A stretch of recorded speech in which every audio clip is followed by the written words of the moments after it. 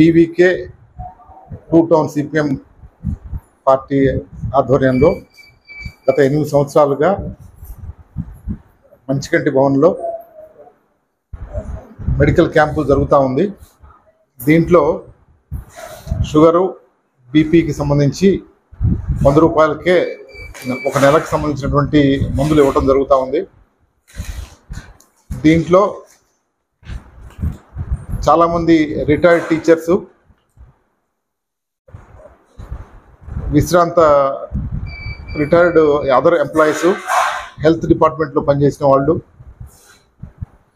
స్వచ్ఛందంగా సేవలు అందిస్తూ ఉన్నారు. దానిలో భాగంగానే ఇప్పుడు ఈ క్యాంపు 8 సంవత్సరాలుగా ప్రతి నెల ఏమీ ఆటంకాలు లేకుండా ఒక 400-500 మందికి సేవలు అందిస్తూ ఉంది. దీన్ని చాలా ఇంకా ఇంప్రూవ్ చేయాల్సిన అవసరం ఉంది. చాలాసార్లు ఒక్క షుగరు బీపీకే కాకుండా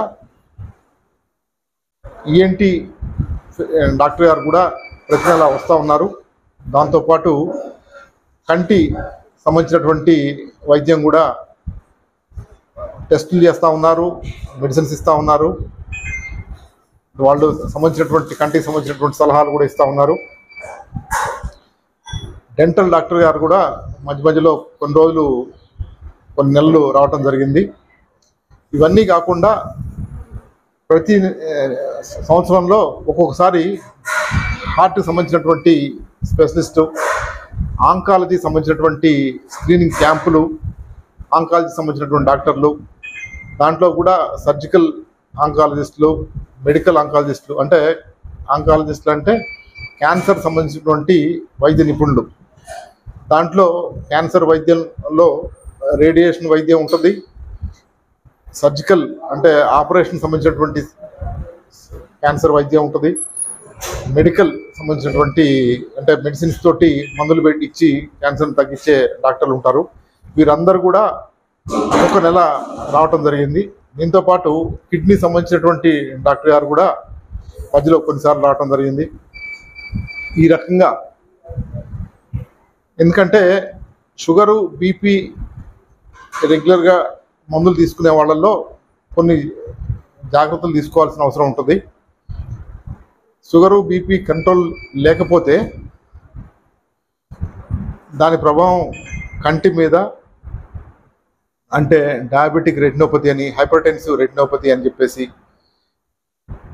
కంట్రోల్లో లేనప్పుడు నిదానంగా కంటిలో మార్పులు వచ్చి వాళ్ళు చూపు కోల్పోవడం జరుగుతుంది. దాంతోపాటు చాలా రోజులుగా షుగర్ ఉండే వాళ్ళలో డయాబెటిక్ నెఫ్రోపతి, కిడ్నీ సంబంధించినటువంటి వ్యాధులు కూడా వస్తూ ఉంటాయి. నరాలకు సంబంధించినటువంటి వ్యాధులు అంటే డయాబెటిక్ న్యూరోపతి, అట్లా షుగరు బీపీకి సంబంధించి హైపర్టెన్సివ్ హార్ట్ డిసీజు, డయాబెటిక్ సంబంధించి రిలేటెడ్ కరోనరీ ఆర్టరీ డిసీజు, ఈ రకంగా అంటే ప్రతి శరీరంలో ఉన్నటువంటి ప్రతి అవయవం కూడా షుగరు బీపీ వలన ఎఫెక్ట్ అవుతూ ఉంది. దీన్ని కంట్రోల్లో ఉంచాల్సినటువంటి అవసరం ఉంది. దాని జాగ్రత్తలు తీసుకోవాలి. మేము ఇన్ని సంవత్సరాలు బట్టి నడుపుతున్న వాటిల్లో మేము కొన్ని జాగ్రత్తలు పేషెంట్స్కి చెప్తున్నప్పటికీ కొంతమంది దాన్ని సలహాలని, సూచనల్ని పాటిస్తున్నా చాలామంది పాటించని వాళ్ళు కూడా ఉన్నారు.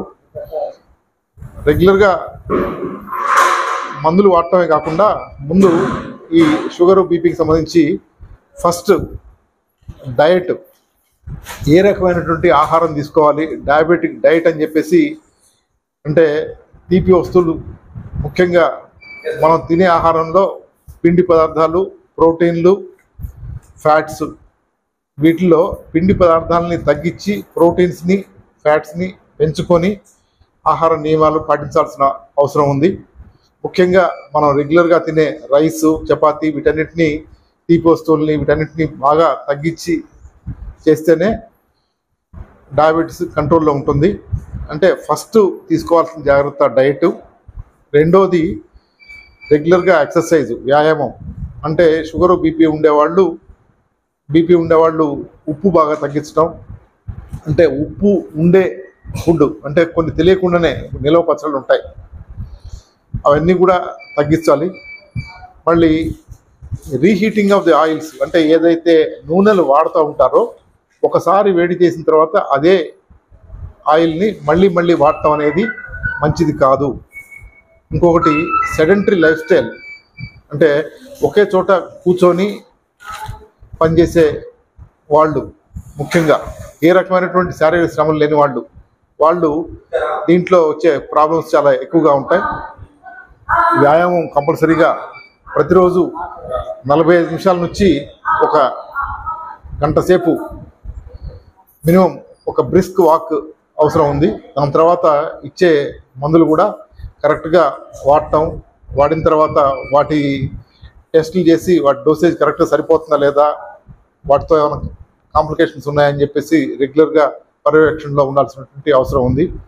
వీళ్ళని రెగ్యులర్గా టెస్టులు చేసుకోవటం, ముందు రోజే వీలైతే తినకముందు తిన్న తర్వాత టెస్ట్ చేయించుకొని ఆ రిపోర్ట్లతో వస్తే కనుక తొందరగా అవుతుందని చెప్పేసి చాలాసార్లు చెప్పినా చాలామంది పాటించట్లేదు. ఆ రకంగా పాటిస్తే మీకు ఎక్కువ ఉపయోగం జరుగుతుంది. ఆ రకంగా ఇంతమంది వాలంటరీగా సర్వీస్ చేస్తున్నప్పుడు ఉపయోగించుకుంటున్నప్పుడు మీరు కొంత క్రమశిక్షణ పాటించాల్సిన అవసరం ఉంది. Thank you.